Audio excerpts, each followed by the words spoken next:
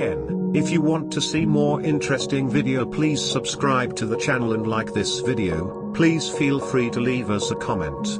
This is very important support for us. Thanks you. Korean fried chicken with sweet chili sauce. You can easily make delicious Korean sweet and spicy fried chicken at home. After powdering the marinated chicken legs and wings, put them in oil and fry them crispy, then immerse the fried chicken pieces in the sweet and sour special sauce, mix well, and finally sprinkle with white sesame seeds to make a Korean fried chicken. It was done very simply. After deep-fried chicken legs and wings, the outer layer is crispy and delicious, the meat inside remains tender and smooth, and the sweet and sour sauce is quite appetizing. When eating, bite off the fried chicken, green onion and sauce. The crispy chicken is paired with spicy raw green onions. It feels refreshing and not greasy. It is refreshing with a glass of cold beer. Tips. 1. When frying chicken, the oil temperature must be high. If the oil temperature is too low, the chicken will eat oil and it will taste very greasy. 2. Using the double frying method can make the skin of the chicken pieces more crispy, and will not become soft because of the sauce. The second use of high temperature over fry can force out excess oil, making the chicken shell more dry and not greasy. Prepare ingredients. 8 chicken legs. 8 pieces of chicken wings.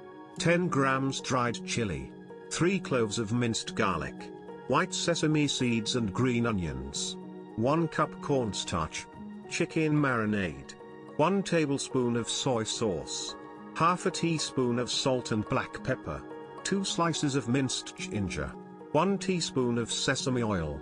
Sauce seasoning. 2 tablespoons of Korean chili paste. 1 tablespoon of brown sugar/white sugar. Soy sauce 50 milliliters.